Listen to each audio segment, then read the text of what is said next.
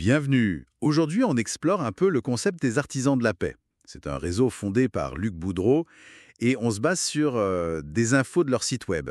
L'objectif, c'est de comprendre leur modèle, une économie solidaire qui, selon eux, favorise la paix. Ils avancent une idée assez forte, hein. La paix serait plus profitable que la guerre. Bon, on va creuser ça. Oui, alors leur mission affichée, c'est d'aider les plus démunis en utilisant une économie circulaire et en même temps de diffuser un message de paix, de solidarité. Leur approche, en fait, elle combine plusieurs choses. Un réseau de membres pour l'aspect économique solidaire, des projets agricoles pour le côté durable, et puis des partenariats avec des commerces. Ce qui est intéressant, je trouve, c'est justement ce lien qu'ils essayent de faire entre des buts humanitaires et un modèle économique bien spécifique. D'accord, mais alors concrètement, si on rejoint le réseau, qu'est-ce qu'on y gagne? Les sources parlent de rabais chez des commerçants, une sorte de marketplace interne aussi, mais il y a aussi cette histoire de revenus. Comment ça marche ça?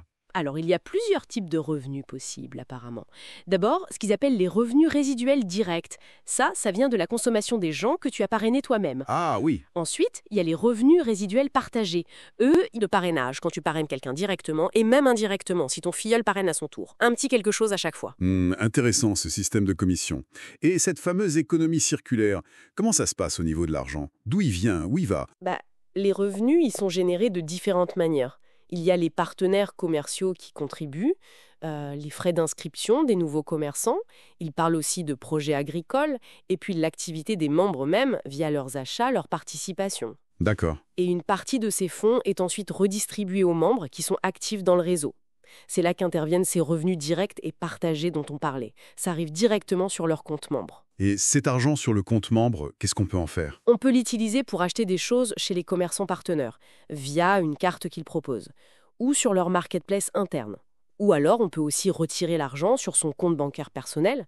Il faut juste avoir accumulé un minimum, genre 5 dollars canadiens, et il y a des frais de transaction, 2%. Je vois. L'idée derrière tout ça, c'est que l'activité de chacun, elle génère des gains pour soi, mais elle alimente aussi les objectifs plus généraux du réseau.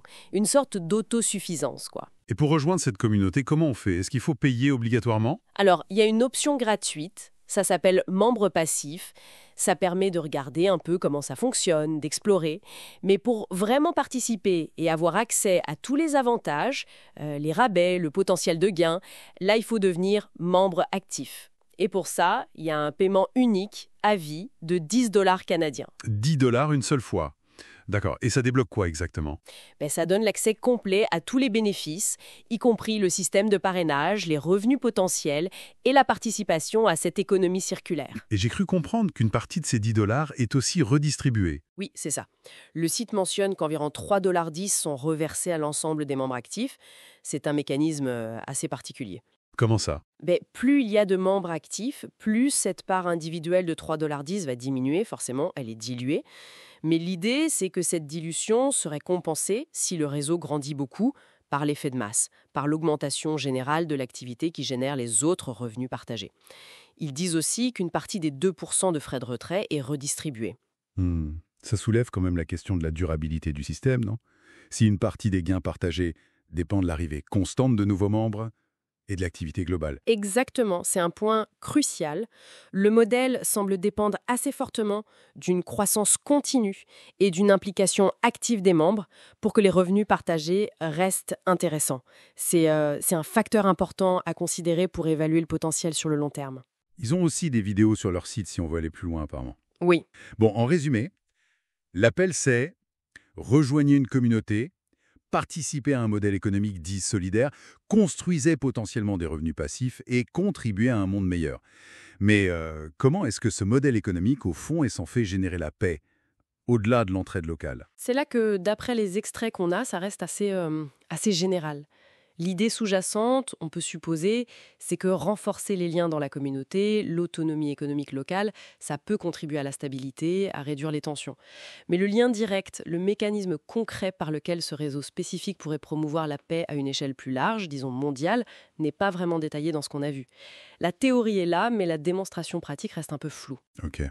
Donc si on devait synthétiser la vision globale, On a une structure qui utilise des outils qu'on connaît, comme le marketing de réseau et les principes de l'économie circulaire. Et le but est double, offrir un bénéfice financier potentiel aux membres actifs et en même temps promouvoir des idéaux comme la paix et la solidarité. L'idée forte, c'est vraiment de faire de l'activité économique elle-même un moyen de changement social. d'accord, ça donne matière à réfléchir, c'est sûr. Et ça amène peut-être à une question plus large. En regardant des initiatives comme celle-là, quel rôle pourraient jouer ces réseaux économiques un peu décentralisés, basés sur la participation, sur des récompenses partagées? Quel rôle face aux inégalités mondiales ou même pour la paix? Est-ce que ça peut être une alternative ou un complément aux structures d'aide plus traditionnelles? C'est une question qui reste ouverte.